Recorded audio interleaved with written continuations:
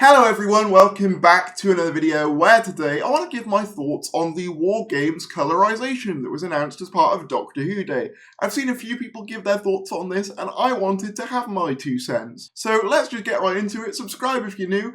I've also started uploading on my second channel again, Theories YT, where you can hear me talk about non-Doctor Who things. I also have a Blue Sky for any of you guys who are on there. Both are linked in the description below if you're interested. But with that said, let's get right into the video. So yeah, we've all probably seen this tweet. The final black and white adventure returns in full colour. Doctor Who The War Games in Colour premieres on BBC iPlayer in the UK on December 23rd. And then obviously we have the trailer here, which I put up on YouTube because it's better because it's in full screen rather than in portrait mode. Obviously I can't show the full trailer for copyright reasons, but I generally think that this looks really good and arguably an improvement from the previous year's Daleks in colour. Now, for me, I think personally, one of the slight issues with Daleks in colour is they made it a bit too colourful, especially in the Dalek city that's meant to be quite a clinical environment. I think they made it a bit too colourful and almost fun looking to be there. The War Games certainly, it looks a bit more muted in terms of its palette, as opposed to the Daleks in colour, which we saw last year, which I'm happy to see.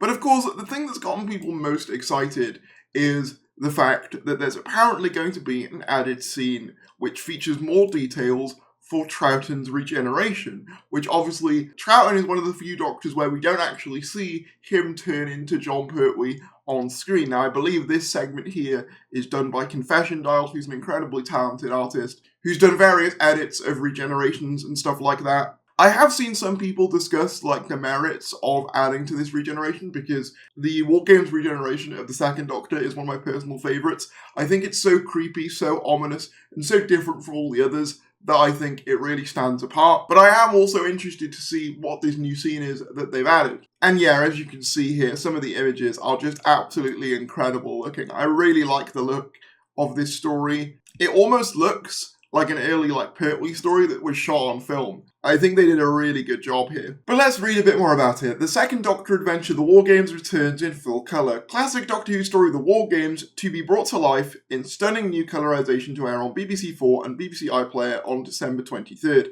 So yeah, this will work the same way the Daleks in colour did, essentially, by the looks of it.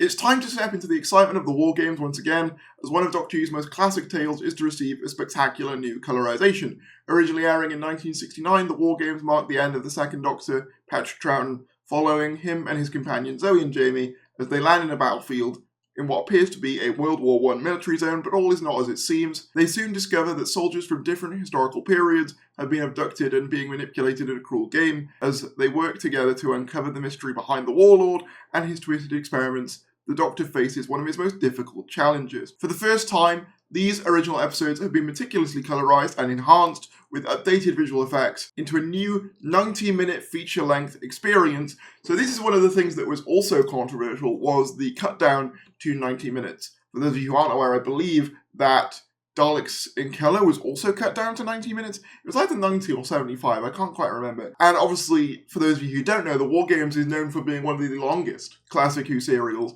About 10 parts, I think it's a really long serial. And I will say, I don't consider myself, very TikTok Zoomer brained. However, I will say, as much as I do enjoy classic Who, The War Games is one I struggle to get through in one sitting. So I'm not actually against cutting down the War Games. There's arguments to be made as to whether 90 minutes is too short, but I am willing to give them a chance here in terms of editing this one. I did find some of the editing choices for the Daleks in colour the previous year to be a little bit odd, but this is their second attempt at it, so maybe this time they'll have gotten better at fine-tuning which bits to keep and which bits to remove to appeal to modern day audiences with updated sound and a new score. The score was also a controversial element of the Daleks in colour. I remember some people thinking the music kind of made the sort of atmosphere of the story feel quite different, so I'll be interested to see what the score is like for the War Games.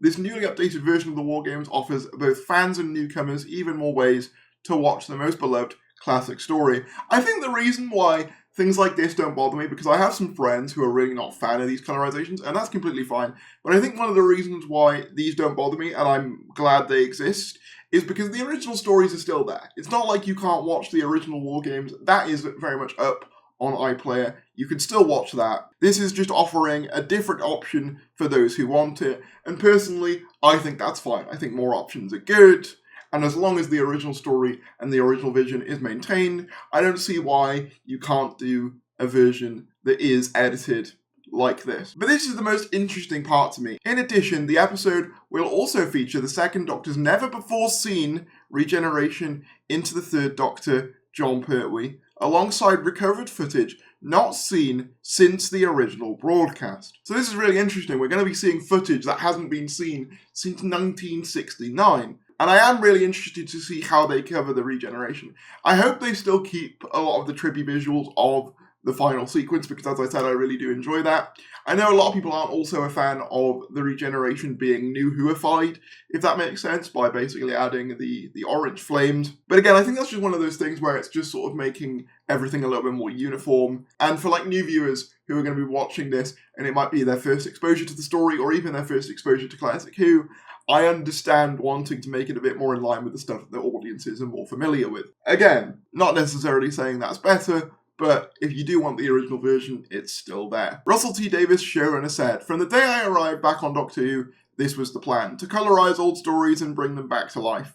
And on Doctor Who Day itself, it's great to announce this, celebrating the show's wonderful heritage with an all-time classic. It looks so vivid and new, and for fans of black and white, the story will stay in its original form on BBC iPlayer, so everyone wins. I actually watched this transmit in 1969 at 6 years old, terrified of the Roman soldiers, fascinated by villains with glinting spectacles, and in awe of the Doctor's brand new origin. Now fans old and new can enjoy it all over again. The special episode is the second time a classic story has been colorised following the Daleks in 2023, which was updated to commemorate the 60th anniversary of the franchise. So it looks like this is going to be a yearly tradition, at least as long as Russell is in charge. For the anniversary day of Doctor Who, we get a new colorization announced. Like I say, I am really glad they're giving this another go. Even if I have my issues with the Daleks in colour, I do think these are worthwhile things to try. And I'd still prefer more Doctor Who content over no Doctor Who content at all. And it's kind of mad how much coverage Doctor Who is getting for Christmas this year. Obviously on the 23rd you've got this,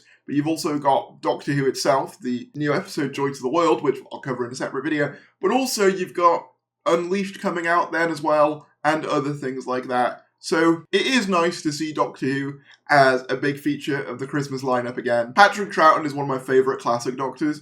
It's probably him, Tom, and Sylvester who are like my three favourites. I really like my sort of cosmic hobo type Doctors the best. But I'm curious to know what you guys think about this colorization, because I understand they are fairly controversial. I'll definitely watch it and see what I think. I do think that War Games, slightly controversially, is one of the ones that could benefit from being cut down a little bit. That might be sacrilegious to say. There are some stories where I don't feel the length at all. Like, for example, Genesis of the Daleks. I can sit through that in one sitting, no problem, and I'm utterly enthralled all the time. I know that one sometimes feels like it drags for people, but I've never been one of those people.